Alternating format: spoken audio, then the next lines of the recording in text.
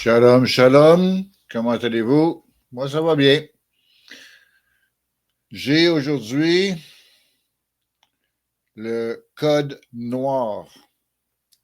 Ça, c'est une loi, un décret que le roi de France, Louis XIV, a créé en 1685 concernant la vie des esclaves, leur vie, comment ils doivent vivre.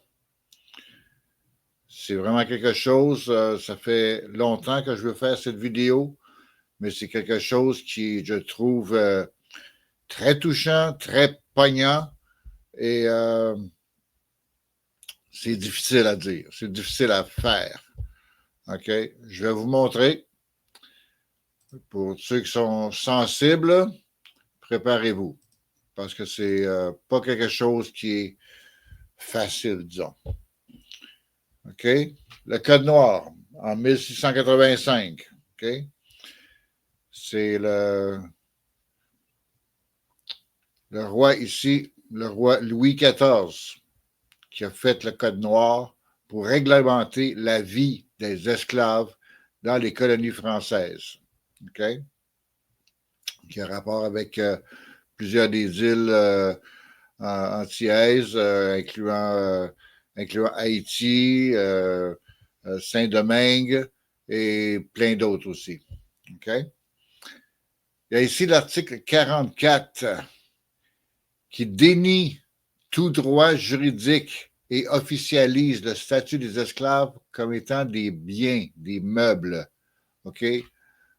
Un être humain est considéré comme une table, un bureau, une chaise que l'on peut posséder, vendre ou échanger. Il n'y en avait rien à foutre des esclaves, il n'y en avait rien à foutre de ces personnes-là, des personnes, des êtres humains. Ces nations-là en avaient rien à foutre d'eux autres.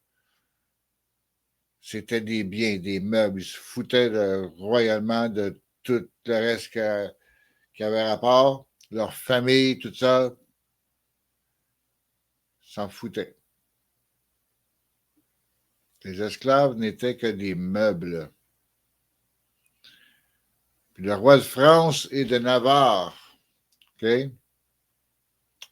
On dit que nous avons fait examiner en notre présence les mémoires qui nous ont été adressées par nos officiers dans nos îles d'Amérique. Ils disent que les îles d'Amérique leur appartiennent dans nos îles d'Amérique, que le roi de France dit. Autrement dit, pour eux autres, Haïti leur appartient. Saint-Domingue leur appartient. Toutes les îles, ces îles-là leur appartiennent. OK? Sainte-Lucie et d'autres leur appartiennent. C'est ce qu'ils disent. OK? Là, ils disent ensuite, par lesquels ayant été informés qu'ils ont besoin de notre autorité et de notre justice pour y maintenir la discipline de l'Église catholique, apostolique et romaine et pour régler la statut et la condition des esclaves dans nos dites îles. Les autres ont voulu gérer la vie des esclaves, OK, et leurs conditions, OK, dans leur île, qu'ils disent. Moi, je trouve que c'est vraiment difficile à accepter, mais c'était comme ça dans le temps. C'était comme légal pour ces nations-là de faire ça aux esclaves, aux Noirs. OK? Ici,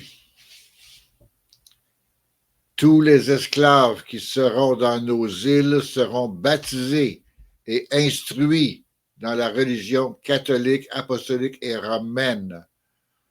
C'était obligatoire qu'ils soient baptisés et instruits selon la religion catholique, apostolique et romaine. C'est pour ça que la papauté sont si forts, parce qu'ils ont obligé, forcé par l'esclavage, de baptiser et d'instruire tous les esclaves selon leur religion à eux. puis ils ont demandé aux planteurs, les maîtres d'esclaves, OK, les maîtres de plantation qui achèteront des, vous voyez le mot aussi, moi je ne le prononce pas, je veux dire des Noirs, nouvellement arrivés, d'en informer le gouverneur. OK? Puis les fonctionnaires, ces fonctionnaires donneront les ordres nécessaires pour qu'ils soient instruits et baptisés dans un délai approprié. Autrement dit, il y avait un certain temps, aussitôt qu'ils achètent, il y avait un certain temps pour les baptiser et les instruire. Imaginez? Puis ici, OK? Nous enjoignons à tous nos sujets, quel que soit leur état et leurs conditions, autrement dit que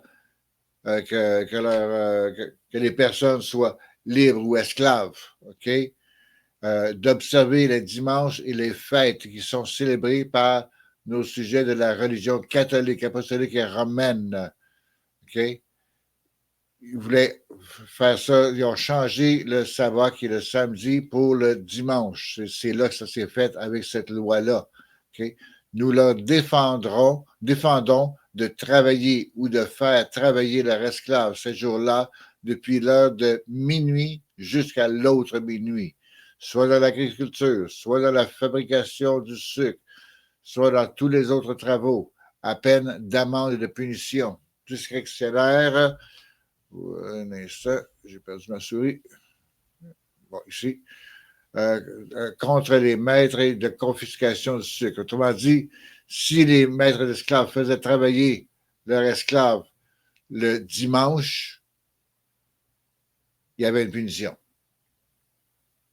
Alors, c'était pour vraiment mettre le dimanche comme étant le sabbat. Parce que si les Israélites font des travaux le samedi, c'est punissable, à moins d'être un lévite. Les lévites avaient le droit, ça c'est écrit. Nous défendons pareillement la tenue des marchés aussi, des Noirs et de tout autre marché, okay? les 10 jours sous les mêmes peines. Autrement dit, le dimanche, il n'y avait pas le droit d'acheter ou de vendre des Noirs. Okay? Puis ici, concernant la naissance des enfants, okay? Les enfants qui naîtront du mariage entre esclaves seront esclaves et appartiendront au maître des femmes esclaves et non à celui de leur mari, si le mari et la femme ont des maîtres différents. Autrement dit, si une femme a un enfant et que cette femme a un maître d'esclave, disons le maître d'esclave A, et que le mari a un maître d'esclave B. Les enfants de la femme vont appartenir au maître des esclaves A, maître d'esclave de la femme et non du mari, parce qu'ils sont différents. Puis c'est marqué ici, nous voulons que si un mari esclave a épousé une femme libre, les enfants, tant mâles que filles, suivent la condition de leur mère et soient libres comme elle, malgré la servitude de leur père. OK? Et que si le père est libre et la mère esclave, les enfants soient esclaves de même. OK? Alors, si le père, c'est un homme libre et qui fait un enfant à une femme esclave, les enfants vont être esclaves. C'est très, très, très dur. Puis il y a eu beaucoup, beaucoup, beaucoup de viols dans ce temps-là. OK? Les hommes violaient les femmes esclaves justement pour avoir plus d'esclaves. Lorsque les enfants qui allaient naître de la mère esclave allaient être esclaves eux-mêmes. Alors, il y avait beaucoup de viols dans ce temps-là pour avoir plus d'esclaves. Quelque chose de très, très, très grave. Et maintenant, de même, nous défendons aux esclaves appartenant à différents maîtres de s'assembler le jour ou la nuit. OK? Alors, des esclaves qui appartenaient à un groupe A puis à un groupe B n'avaient pas le droit de se rencontrer le jour ou la nuit. Soit qu'ils réclament pour se marier ou autrement, soit qu'ils soient sur la propriété de leur maître ou ailleurs, qu'ils n'avaient pas le droit de se rencontrer. Vous comprenez? Puis ici, en 1791, des rebelles, des révoltes qui ont éclaté à Saint-Domingue, la colonie française des Antilles, composée de 90% d'esclaves. Et ce territoire était nommé, très dur à dire, le moulin à broyer les Noirs. Imaginez-vous, là, essayez de voir ça dans votre tête, là, un moulin à broyer les Noirs. Moi, ça me fait tellement mal quand je vois ça. Là, ces choses-là, c'est affreux.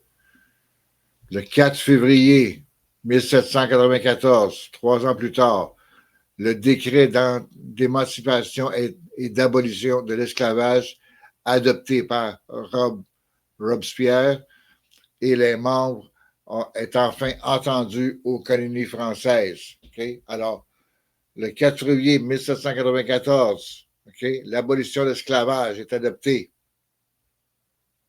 en 1794. Mais, le 20 mai 1802, Napoléon Bonaparte a rétabli l'esclavage par décret. Dans le même temps, il mène une répression intense dans les colonies françaises, notamment en Guadeloupe et en Guyane. Et tout le monde qui connaît Napoléon, qui le met sur un piédestal, lui, il a rétabli l'esclavage. Okay? Il y a des mots que je ne dirais pas parce que c'est trop grave. Alors, c'est ça qui est ça. Moi, j'arrête ça. C'est déjà trop pour moi. C'est vraiment beaucoup. Alors, là-dessus, mes chers, okay, essayez de digérer cette vidéo. C'est très rough. C'est des choses qui se sont réellement passées. Je n'ai pas tout dit. Il y a 31 pages dans ce code noir-là.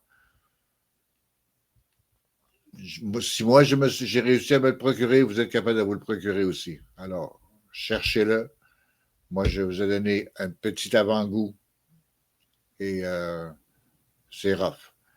Alors là-dessus, n'oubliez pas de mettre un j'aime sur la vidéo et de vous abonner à ma chaîne. Shalom.